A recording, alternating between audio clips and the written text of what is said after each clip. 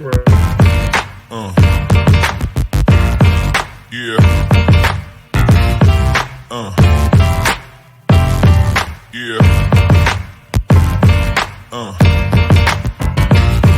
Yeah.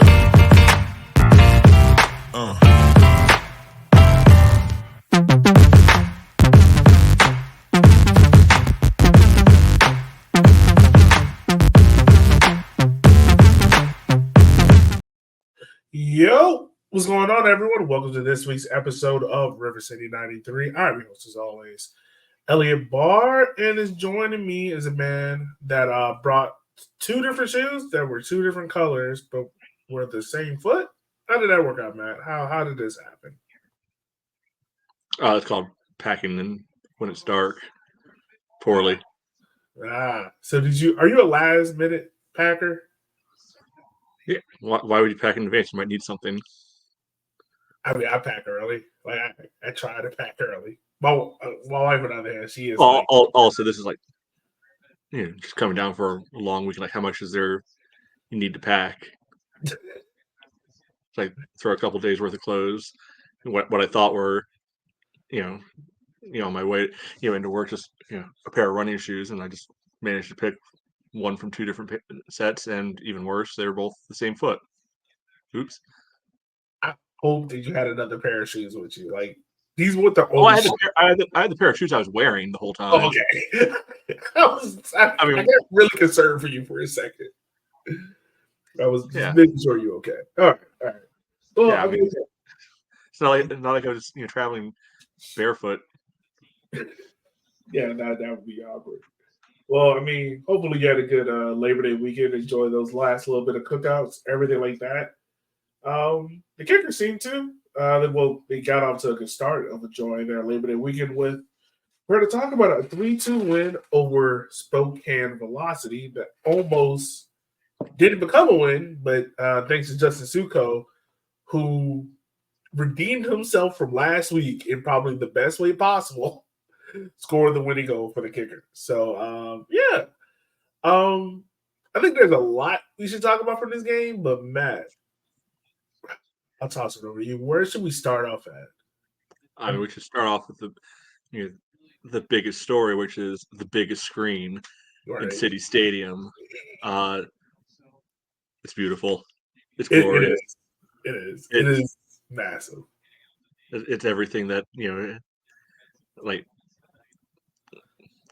I was going to make an assumption that the majority of our listeners are probably men because it's a sports-based podcast. I might be wrong here, but I'm going with the odds of something on internet, that's going to draw in guys. We've all gotten sucked into the go buy, into Target or Costco or Best Buy, and you just look and covet the biggest TV in there, and you think I can make that fit, and in the living room I can make that work. This wouldn't be a problem. And I feel like the Kickers did that with the new big screen. They're like, what's the biggest size you got? Okay, how about a little bit bigger than that? I wonder if he did. I wonder if Cam did like the arm test. It'd be like, yeah, I'm thinking about this big. Like trying to just stuff it in there. But it's nice. Like I'm looking forward to seeing what they'll be able to do with the whole off season. Worth of time to be able to prep up graphics, video. I already can't remember if there's sound linked in through it or if that's only going through the PA system right now. But if they can be able to do that, that would be really cool. It just feels like there's a lot of opportunity with it. But right now, all the graphics look very clean, crisp, sharp on the screen, and like I'll always had that nostalgic piece in my heart for the old scoreboard that had been up there for 30 years. And my eyes were still like looking too high in the current scoreboard to go to where the clock was on the old one, throughout the game. But I don't think there's any way to claim this anything but a massive upgrade to the attendee experience at City Stadium. Yeah, and also it gives them a lot more like sponsorship opportunities. You know, they can have different people sponsor stuff like that. And I mean, now we get like a proper like lineup graphic of like who's playing and where. It feels really cool. Like I was telling my wife actually that like being a supporter of the Kickers now for 10 years and seeing how the stadium was when I first became a fan to now. I wouldn't say it's a 180 yet, but it's like we're like at 70 degrees. Like you can see stuff changing around the stadium. I think like the scoreboard is probably the biggest addition to it. Like it's wonderful to see. Yeah, absolutely. And I, I know the one like grumbling point heard a little bit about was like, oh, show the replays of the goals. Like I have a feeling they're probably not allowed to do that. If you're like the USL rules or something, they're showing live replays because we'll get into it. I know there were a couple fouls where people were like, show the replay of that because I don't know. Yeah, I think I asked Nate about it, and they're still trying to work out the kinks because what they're doing is because they're taking the live feed that's in the stadium Mm-hmm. and using that to like get like fan shots and stuff like that. So I think they're still trying to work on the keys of how to get like the replays and stuff like that. I'm pretty sure like there's going to be some ups and downs in the next couple of games, but Yeah, and like I said, I'm not really worried about it. For this year, I think it's like the last what is it, 4 home games left or 5 home games left, something like yeah, that. Those are scoreboard experiment mental times to be able to see what works, figure out, okay, oh, we need to get this piece of equipment for during the off season to make this happen for next year, and then be able to kind of have the proper rollout, of all the scoreboard package, for 2025. yeah, yeah. Honestly, for real, for real. I mean, it's going to look so amazing in 2025. Like they'll have like a full media day and whatnot. Also, like with the World Cup coming up and able to do like our own watch parties inside of the stadium now, it's going to be amazing. It's going to be great. So yeah, I took a couple of photos of it. It was cool. Like I think there was one real dope image. Um, to everyone's surprise, James Seaton got the starting goalkeeper. The 18-year-old got the starting goal for the last Jacob Cup game, even though the game didn't mean anything in the standings. I was presently shocked to see James get the starting goal, and there was a real dope image of him walking with his face all lit up in the scoreboard graphic. Yeah, same. I thought it was going to be Pablo. I figured, okay, well, keep the rotation going. Never even crossed my mind that they might give James that the game, but they did, and I mean, it's hard to say it didn't work.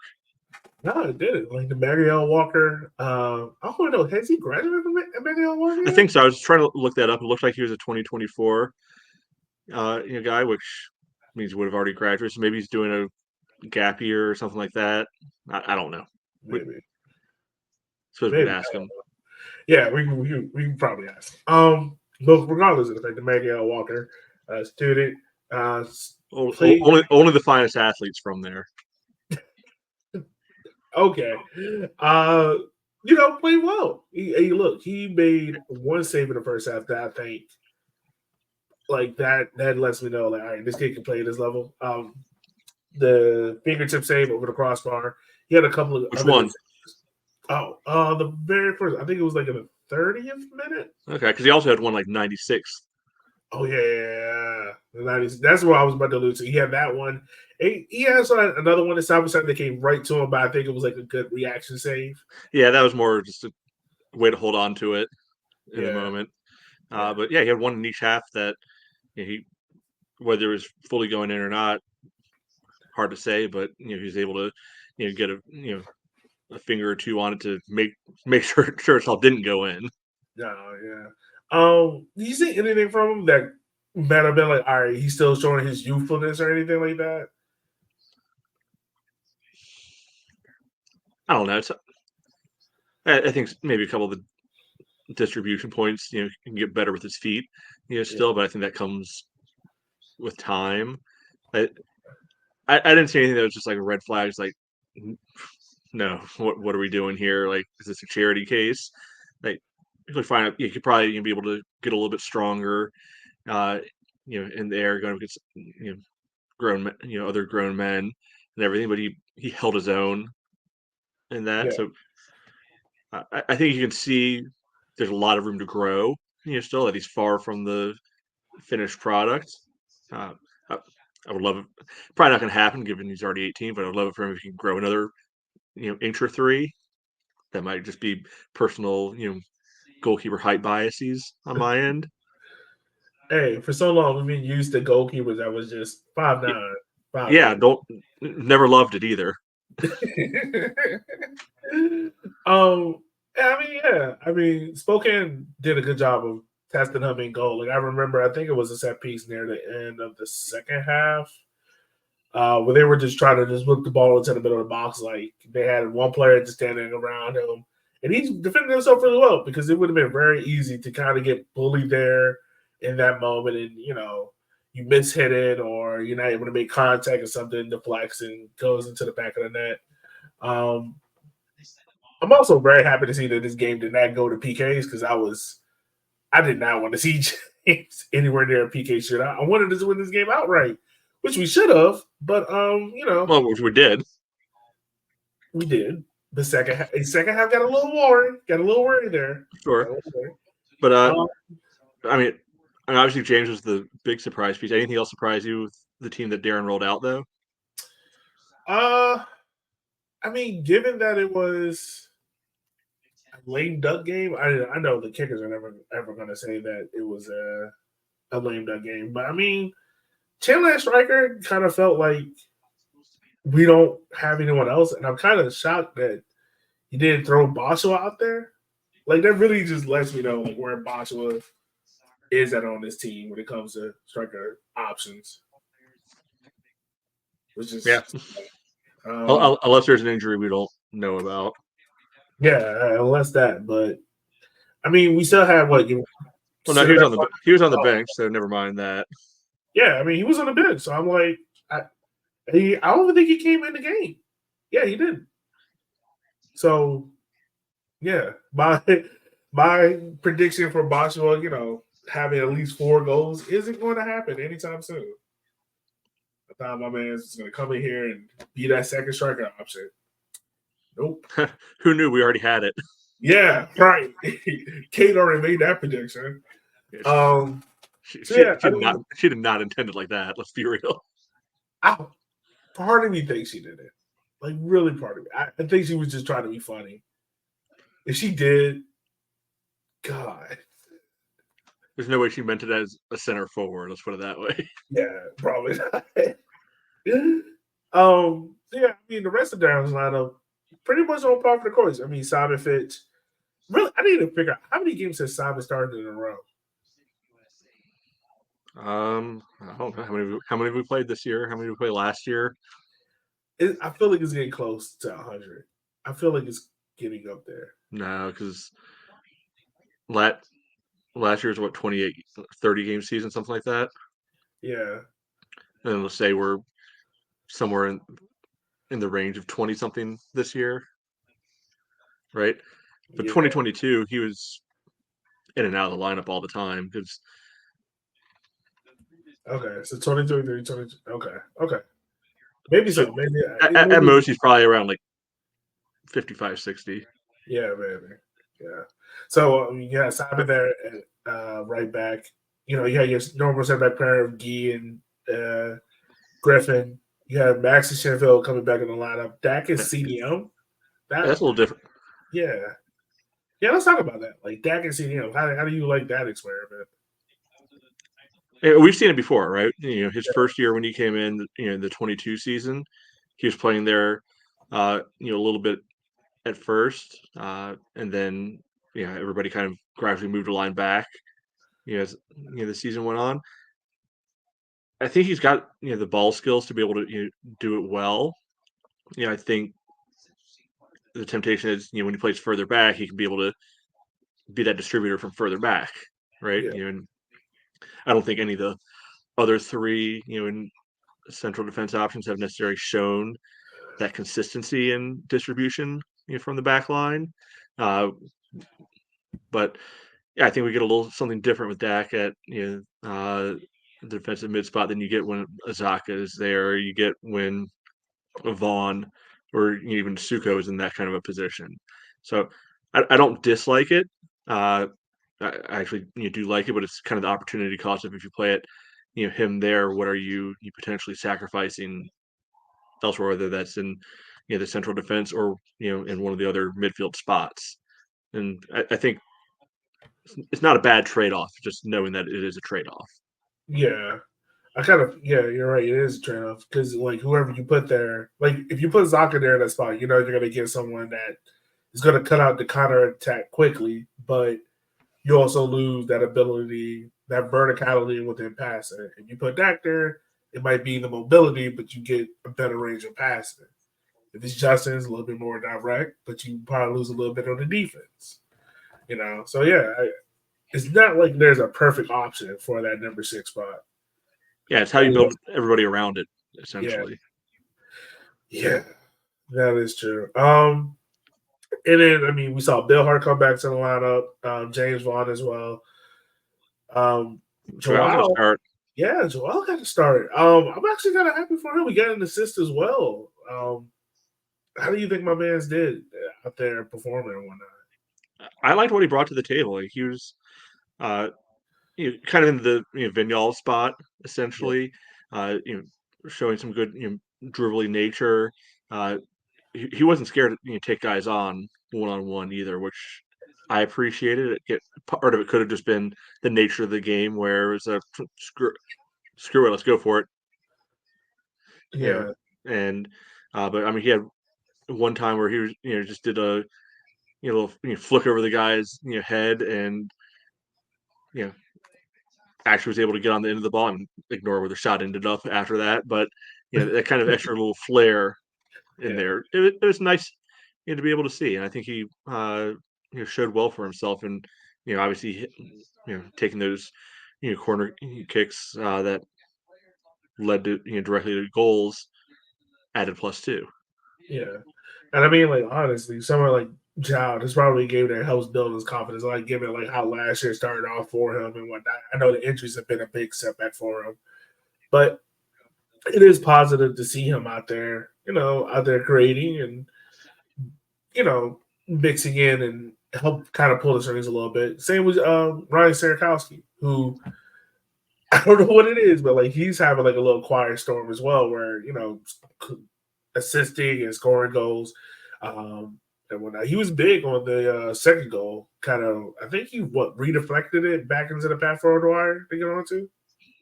Yeah, here's the whole reason the second goal was able to happen, because that ball is just going out of bounds, except he's actually able to head it back across the face of goal before it goes out. Yeah, which is big. Honestly, I know you always joke on the team like they they don't create a lot in the run of play, but they always seem to do it from set pieces. It seems like what Chandler or Dwyer thrives at best is set pieces. Like, I think he's only scored 1 goal this year from the run of play. I think all his goals came from some kind of set piece. You might be right. Well, certainly, legal wise, that second Fuego goal was through the run of play, but everything else I think has come off of some sort of a set piece. Yeah, I think so. There's his Open Cup goal against Bobcats was a hustle goal. That was the one where he just blocks the keeper's pass out of the back into the goal.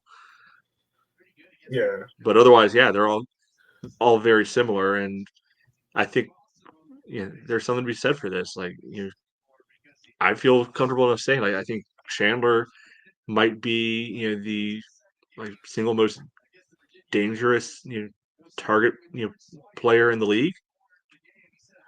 Right now he's standing up to it, man. Like, talking to him in the post-game show, like he alluded to it, like kind of being a player on that front post is kind of like a Chico, like being able just to get a flick onto it and create some kind of chaos and danger. You've seen him score big time goals in these moments, from the Henry Darby to this weekend. He's had a couple of others. Like it's impressive, man. Yeah, it's a genuine talent, too, because there's plenty of other big guys out there who don't do that, aren't able to do it. Yeah, So it's not just a matter of like, oh, he's getting lucky. Like lucky's one. When you've got 4 or 5 this year, a couple last year, all that are similar in nature. That's something that comes from the training ground. That's something that comes from innate talent of knowing how to get yourself open in that spot and being able to convert in that spot.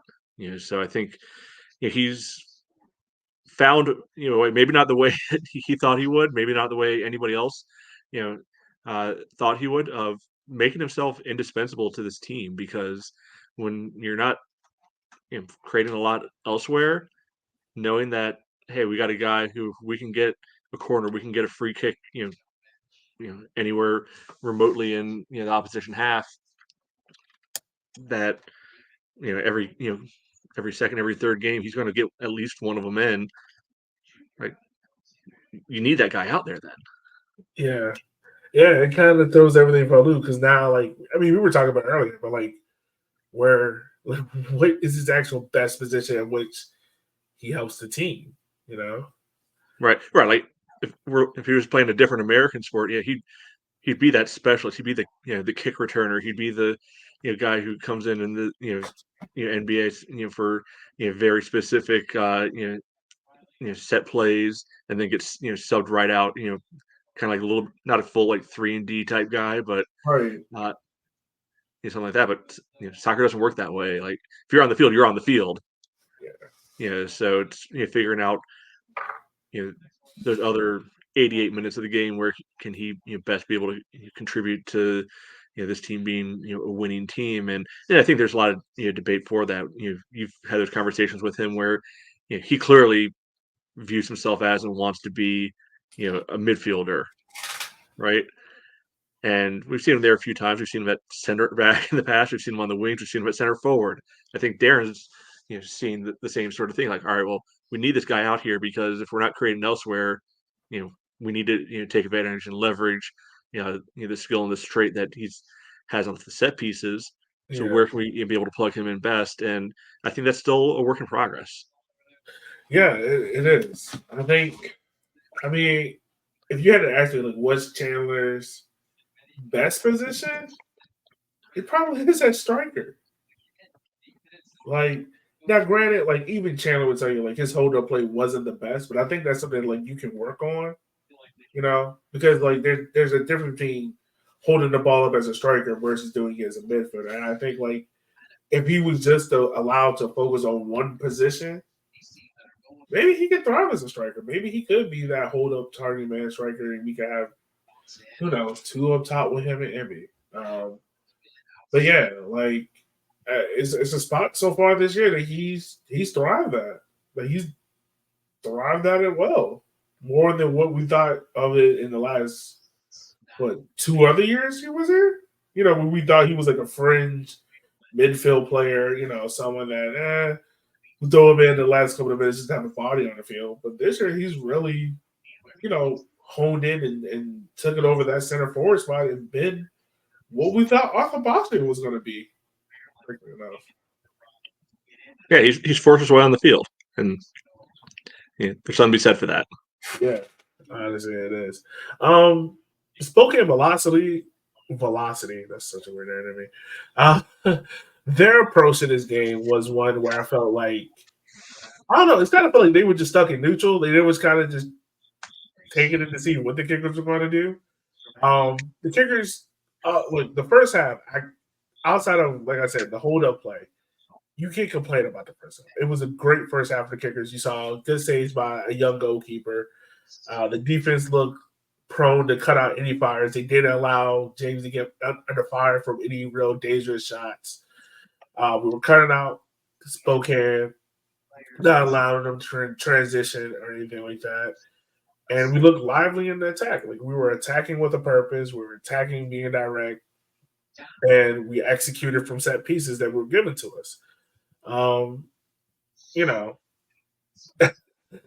the start of the second half, I couldn't tell you. I couldn't tell you what happened. Yeah, I mean, what's a nice way to put this?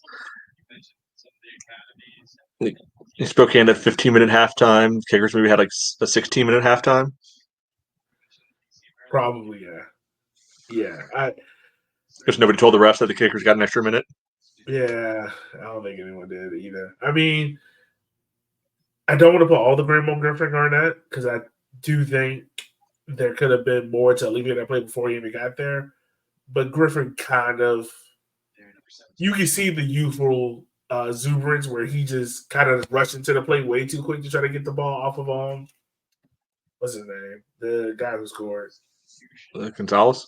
Yeah, Gonzalez. Like he tried to step in, try to get the ball off him, but he overshot it, and now Gonzalez plays the ball out wide, and he's still making a very direct run.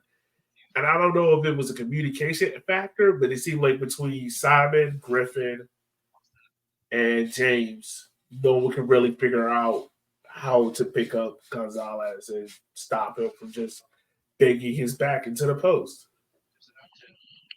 Yeah, I mean, it's credit to Spokane. Like they played a really good two-man game to be able to just get the ball in midfield. And again, it's all within the first 30 seconds of the half, which is probably the more infuriating part of this. Like if this same exact sequence happens even 4 minutes later, all right, that sucks, but all right, stuff happens, right? Yeah. It's the fact that it's coming straight out of the half, Yeah. and they basically just go straight up the field, with little to no resistance. Yeah. And I think this came off of a bad turnover on our part as well. Yeah, I mean, just play the ball forward and lost it, and then they just shoved it straight down our throat. Yeah. Again, almost straight off the kickoff. Yeah.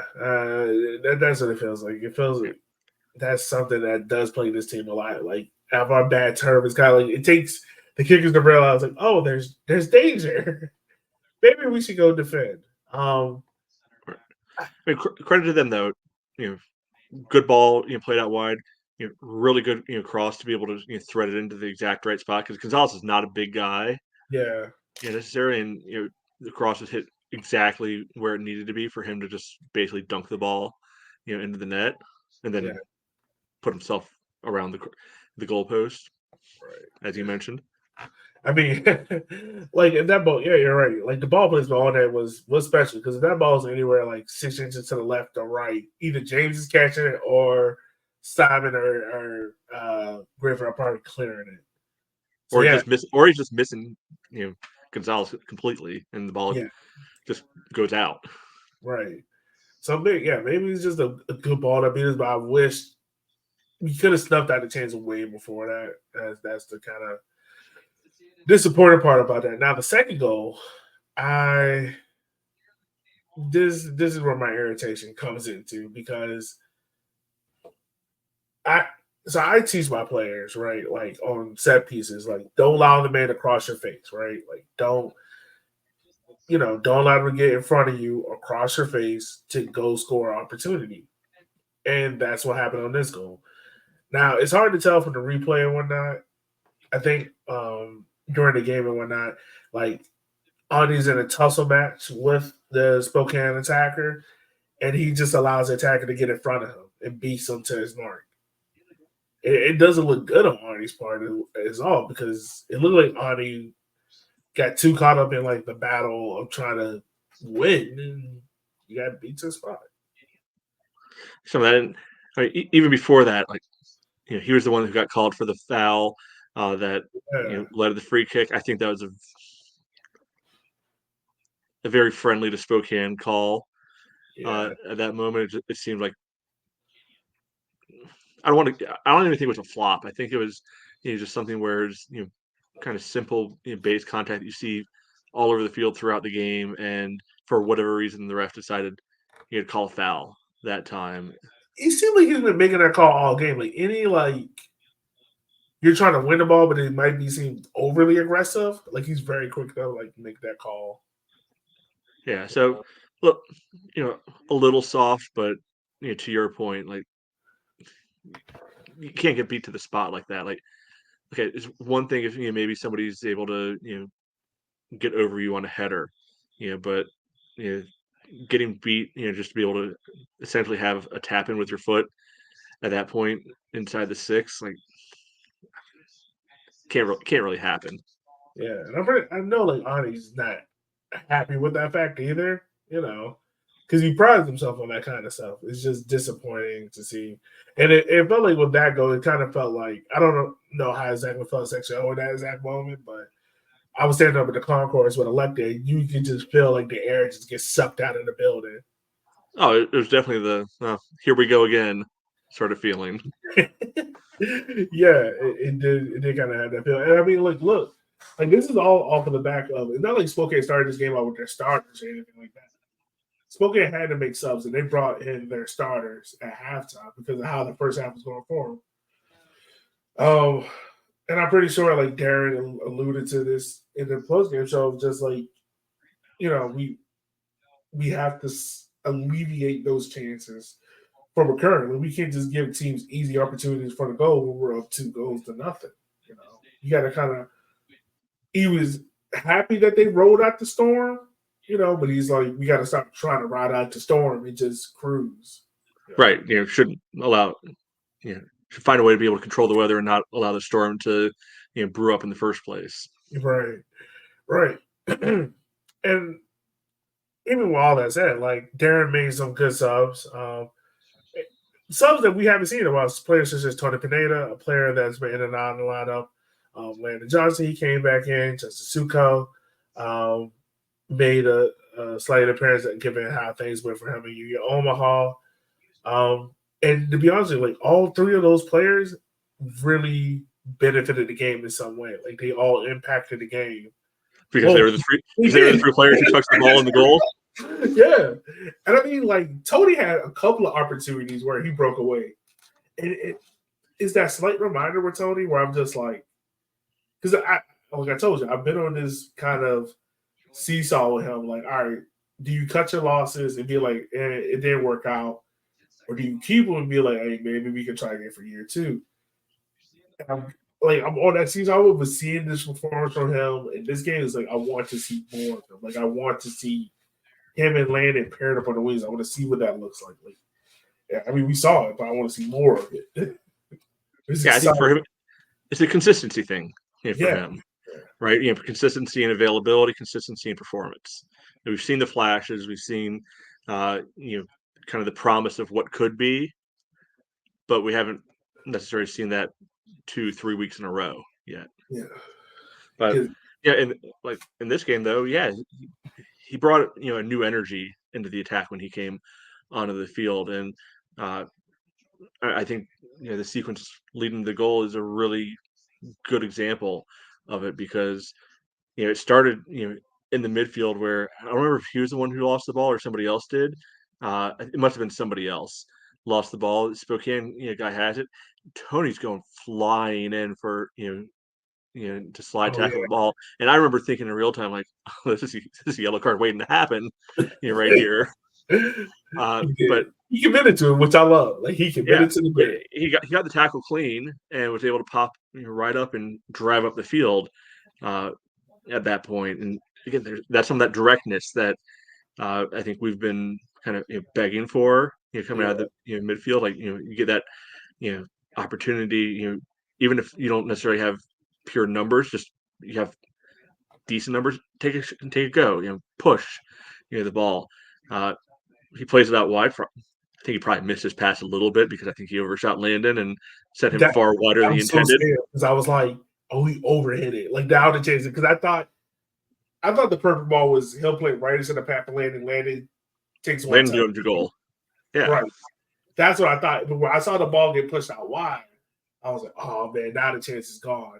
But and also credit to Landon because Landon, like composure wise, settled himself, got the ball back in play not across the physical, but back into the box to Suko. And then again, I thought the chance was going because it looked like Suko like stutter step. And I don't know, it's a weird game that him and the Spokane defender were doing. Because the Spokane defender didn't know whether or not to commit or not. It was weird. It's almost like he was like testing Justin. Was like, I want you to shoot this. I want to see if you can make it or not. Yeah, and he was able to find his lane. He got a low hard shot off, and I think the keeper probably should have done a little bit better with it. When I saw the replay, and in real time in the stadium, I thought he could pick the corner out, really well. On the replay, he got it on goal, and the keeper didn't have enough strength to be able to turn it around the post. He just kind of parried it, and it still went into the net. Yeah. Still counts. Still counts. End of the day. Still counts. And that's what I said. Like, man, shout out to Justin. To have the strength, the mind to come back from, given how rocky the Union Omaha game was for him. Man, I'm pretty sure that scoring that goal, it doesn't vindicate everything, but it makes you feel better about yourself going into the week. Yeah. I think this is his first goal for the team, not against Tormenta. Oh yeah, sure. He's been killing them over the years, but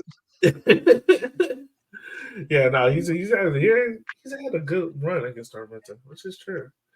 So yeah, I mean, the way how the Jägermeister Cup ended out for us, there are some positives about it. Like, now Greenville lost, but say if Greenville would have won the group outright, like we would have been second in our group, which honestly is not disappointing. It's disappointing to make it out of the group, given that we had a chance to, but we lost key games against Greenville and whatnot.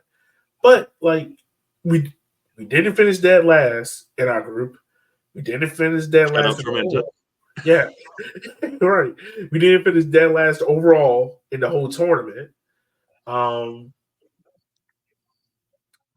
don't know if the style of play was any different than how it is in the league. It kind of feels like it's the same, but I felt like, this team proved themselves a little bit in the cup, and maybe they could take some of this experience and push on for the last 6 games in the season. Yeah, I mean that's the hope, right? My worry here is we had the same conversation, coming out of the Madison game. They go into a break and they come out flatter than flat after some time off. Yeah, this game now they don't have a game for 2 weeks. Like, are they going to be able to actually bottle the momentum this time and build something out of it, or is it going to be kind of like another Men in Black? They got a little zapper and they forgot everything that happened previously. That, Matt, you have read my mind, because that was my constant thought of like, we've seen this before. We've seen this story before. And I'm just hoping that this time we are able to learn something from it and come out on the other side of it. Now, on the other side of it, it's not the not the easiest game. Yeah, no, it's not the most friendliest of things. We got a road trip to Charlotte on the 14th. Then we got Lexington at home, Union Omaha at home. We go to Tormenta for our last road game, and then we close out the season at home against Chattanooga and then Charlotte. So it got our work cut out for us. I'm not gonna ask you like how many points you think we're gonna get out of those 6 games or so, but I mean, I think overall, I want to see us be competitive at every game, and possibly a clean sheet. Like 1 would be great. 2 would be better. I thought Thursday might have been it. Going into halftime, I was like, all right, wouldn't this be wild if the academy goalkeeper is the one to bring home the first clean sheet of the year, and then the first 30 seconds of the second half happened. Oh yeah. Everyone in the stadium was taking it, and then that happened. We were like, yeah, this not gonna happen. It did it all just to was like, look, just get the win. Like, don't go to PKs. No one wants to see this. No. And yeah, it worked out. So, but yeah, the opportunity's there, right? That's the key thing. It's the takeaway. And you look at the teams that are right around us in the standings, like Chattanooga. They've got Madison this weekend. Like, you don't want to say you're rooting for good old up north FC to take a game there, you're not. This might be one where you're not necessarily upset about it if it happens, right? Lexington, they've got to go out to NoCo. That could work out well, for us. And Fuego, they're still technically in it. They got to go to Spokane. That could work out okay for us. So we're not going to have a ton of more data by the time the guys get back on the field on the 14th. But even the 3 more games can help to give us an idea of what we might be dealing with. How big of a hill might be in front of them to be able to get into that 8th spot. Yeah, I think the key game. I mean, yeah, Charlotte is big. We're not overlooking Charlotte because you definitely want to get them out there. But I think like the Lexington game is the bigger one between the two. Oh, absolutely. Just because of what that means. Like if you lose that game, it's pretty much a done deal. It's going to be very hard. Yeah. I mean, same thing with the Tormenta game. Like, I think I say it every week. I have no regard for them as a team this year, whatsoever. But right now they're, up 4 points on us in the standings. So, and they've played the same number of games. So we each have 6 left. They've got a 4-point cushion. Like, if you don't beat them, that gets really tough to be able to just make up the points. If you lose to them, it's all but over. Yeah. So definitely the Kickers to find out their best foot forward. And like Darren said, like the team is going to treat these 2 weeks as a preseason and prepare for these last. So it's a 6-game season. We're going to judge this team, obviously on what they've done the whole year. But these last 6 weeks are really going to stand a lot. And how many guys want to be here for next year? Because the thing that we haven't talked about a lot, and me and you are constantly reminding fans is a lot of these guys are in the last part of that 2-year deal, from 2022. So given that, like Darren's going to be working with a clean slate to start the offseason on, barring missing the playoffs, right? Like Darren's going to be starting a clean slate on October 27th, that Monday. Figuring out like who does he bring in for the 2025 squad. And guys got 6 weeks, 6 games to show whether or not they're up to it to be part of the team or not. I'm pretty sure there's going to be a driving force in a lot of them. We want to see every player bring their best, guys be within their role and everything like that. But yeah, it's going to be interesting to see. Yeah, I think for me, what you're hoping is going into those last 2 home games. Yeah. Right now that there's something to play for there. Yeah. Right. I don't think it's probably mathematically possible to have anything sorted out, before we get to the heart, the real meat and potato games. Like even if we lose to Charlotte and Omaha, I don't think we could be knocked out from anything just through these next 2 weeks. I would love to be able to get something from those games. Don't get me wrong; like that would make life a lot easier.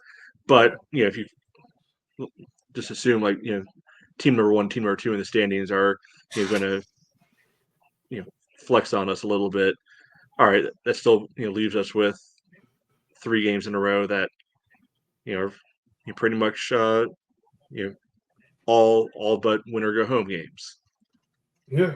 And you want to hope those last 2 home games, there's reason to get excited. There's reason to want to come out to the stadium and have that kind of playoff, again, win in your end type of environments. Yeah. So I mean, it's going to be interesting for sure to see how all of this gets played out. And also, I didn't give the proper credit. Shout out to Landon. He got his first ever career assist. I forgot that as well. Shout out to him. Nice to see the academy kid do that. Yeah, man, it's going to be interesting. It's going to be an interesting visit. Look, and we all know the Kickers. We know that they don't do anything subtle. Either they're going to win a game 3-2, or they will lose a game in spectacular fashion. Either way, we are here to support them. That's the fun part. All right. On the other news, so y'all, if you didn't know, September 8th, which is the first Sunday of NFL football for those who celebrate. If you want some joy as a Kickers fan, the Academy team will be playing North Carolina's. I don't know. Is it NCFC 2? I think it is NCFC 2. I think they're technically aren't they all technically like the U20 teams or something like that? Yeah, but sometimes some teams name them like the 2 or It does. They're playing a NCFC team. yeah. There you go. But if you didn't know, they won on the road against them. So if they win this game, they get the automatic qualifying spot to the playoffs. I believe. But they lead at the top of the division, everything like that. They'll go to the playoffs, which is in December. But the cool thing about that is me, Kate, and Matt, if Matt decides to show up, which I hope Matt does, I'm peer pressuring Matt to do this. We'll be doing a live show. So before kickoff and whatnot, we will be set up in the South Suite for our first ever live show. So come on, hang out with us. Hop into the pod. We want to hear from you. What are your thoughts about the season? What time might that be? So the game's at 5, so we're shooting for like 3:30. We'll put a flyer out just to be on the safe side about it. Not a flyer, but tweet out about time. Probably like 3:30, 4 o'clock. Whatnot. But yeah, we're gonna have some fun with it, folks. We're gonna have some fun. Be there to support the Joeys as they look to get a win against NCFC. And there's some positivity in this. Look, if the women's season was too short, the men's season ain't what we thought it was going to be. The kids have been doing it. And by golly, we are proud of the kids. I'm proud. Here they're our future. They are. So is Nick Simmons. Because I cannot live in a world where Mason Greenwood is Jamaica's number 1. I refuse to live in that future. I need Nick Simmons to be in the 2026 World Cup for my own personal beliefs. Yeah. So we got that. Anything else, Matt? Not forgetting? Am I forgetting anything else? Possible, but I don't know what it is. Yeah, maybe so. I'm pretty sure there's some fan out there that will let us know. Also, real quick, before I do remember this, shout out to Gabe. I don't know if we mentioned that or not, but Gabe is expecting his firstborn. And now, forever, he will be known as Father Gabe. That is a two-way joke, not only because he's a dad, but he's actually like a real pastor and whatnot. And Gabe, we need you to come to Section O dressed in a robe. Like a priesthood robe. I don't think they all in all denominations do it like that. I mean, I might not be the paragon of religious knowledge. Look, I just need this for my own comedic relief. That's fair enough. Yeah, that's pretty much it. All right. Before we get any deeper into the weeds or anything else crazy like that, Matt, I just want to say thank you for taking the time of your day, sir, for doing this podcast with me. Yeah, no problem. We were got to talk about a win. Yeah, we did. We had to have a happy podcast and not be in the therapist chair this week. It feels good. I forgot to end the show because we got to win. I now remember. All right, folks. Look, as always, we just want to say thank you for taking the time of your day for listening to our podcast. Because without you, we wouldn't be able to do this show. So we just want to say thank you. As always, look, we are trying to get to 60 subscribers on YouTube. So please make sure to like, share, and subscribe. Make sure you share with a friend. Make sure you come out to the live show on September 8th at 4 o'clock. That's the time because the game's at 5.